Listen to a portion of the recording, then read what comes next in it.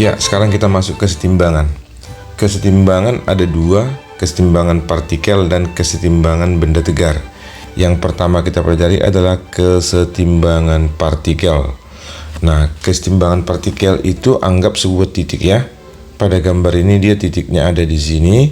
Kalau dikatakan setimbang berarti tidak bergerak ke kiri atau ke kanan dan tidak bergerak ke atas atau ke bawah. Oleh karena itu syarat yang pertama untuk kesetimbangan partikel adalah sigma F sama dengan 0. Nah, namun di sini F-nya ada dua, yaitu Fx dan Fy. Artinya kalau dia tidak bergerak terhadap sumbu X berarti ke kiri ke kanan, dan terhadap sumbu Y ke atas dan ke bawah. Berarti sigma Fx sama dengan 0 dan sigma Fy sama dengan 0. Nah, yang dua ini sudah cukup untuk kesetimbangan partikel. Nah, sekarang kita lihat gambar di samping. Di sini ada dua tali menggantung sebuah benda yang beratnya atau massanya M di sini. Nah, agar titik ini bisa setimbang, berarti nanti gaya ke kiri ini harus sama dengan gaya ke kanan. Ini dia. Nanti sigma Fx sama dengan 0. Jadi nanti yang ini kemari. Kemudian gaya ke atas ada dua juga akibat T1 di sini ya. Kemudian ada juga akibat T2. Sehingga nanti gaya itu seimbang dengan berat benda kemari. Nah, ini nanti sesuai dengan sigma Fi sama dengan 0. Nah, sekarang kalau kita lihat bagaimana membuat sigma Fx sama dengan 0, pertama kita ke sini dulu. Nah, dalam suatu segitiga, hubungan antara T, kalau misalnya buat begini ya. Nah, ini hubungannya T, ini sudutnya theta atau ini sudutnya alfa, akan bertolak belakang dengan ini sama juga dengan alfa. Maka nanti gaya ke kirinya ini kita ambil sesuai dengan segitiga di sini. Maka nanti ini T cos theta. Kalau ini theta. Nah, berarti di sini nanti T1 cos alfa. Sementara di sini nanti pasti T2 cos beta. Nah, kalau untuk ke atas nanti hubungan antara sudutnya pada segitiga, di sini pasti nanti kita pakai sinus. Sehingga nanti di sini kalau kita buat T2 duluan, misalnya ini T1 sin alfa. Sementara ini T2 sin beta. Ke bawah ini akan sama dengan berat benda. Berat benda ini adalah mg. Sehingga nanti kalau kita buat untuk terhadap sumbu Y-nya di sini, maka nanti T1 kita buat di situ sin alfa tambah T2 sin beta itu harus sama dengan M kali G. Sementara persamaan kedua tadi adalah T1 cos alfa harus sama dengan T2 cos beta. Dengan kedua persamaan ini, maka nanti bisa kita tahu berapa tegangan T1 di sini, berapa tegangan tali T2 di sini. Nah, sekarang kita lihat contoh ya.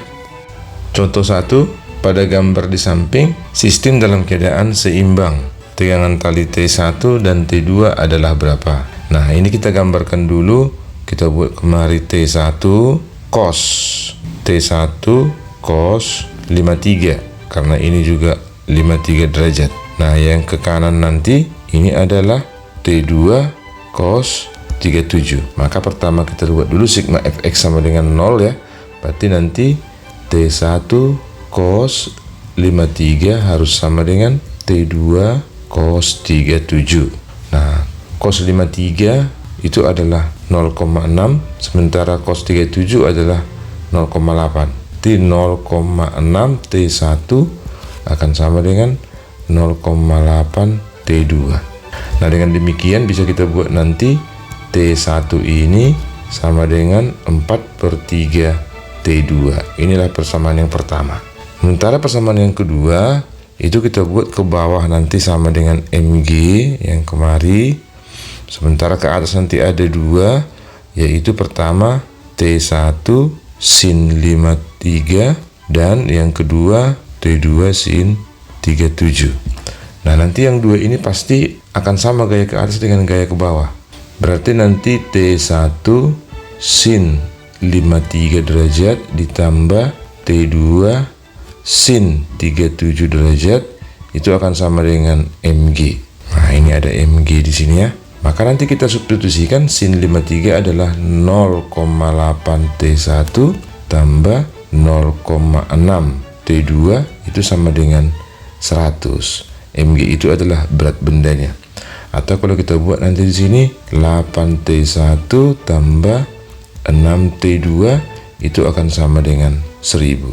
Oke, selanjutnya karena ini kita peroleh persamaan 2, maka kita substitusikan persamaan 1 ke persamaan 2. Jadi nanti ini substitusikan kemari. Nanti akan kita peroleh 8T1, T1 kita ganti dengan 4/3T2. 4/3T2. Nah, kemudian ditambah 6T2 tambah 6T2 akan sama dengan 1000. Kalau kita kalikan ini 32/3T2 tambah angka 6 ini kita ganti dengan 18/3T2. Hasilnya akan sama dengan 1000. Sehingga kalau kita jumlahkan nanti yang ini adalah 50/3T2 akan sama dengan 1000. Sehingga nanti T2 sama dengan 1000 kali 3. 3000/50. Itu akan sama dengan 60 Newton. Dapat T2 nya 60 Newton. Sekarang kita masuk T1. Dari mana? Dari sini kita. T1 4/3T2. Maka nanti T1 4/3 kali 60. Nah, ini coret-coret kemari dapat 20. Maka T1 nya adalah 80 Newton. Nah, jadi jawabannya T1 80, T2 60. Jawabannya adalah yang Eko.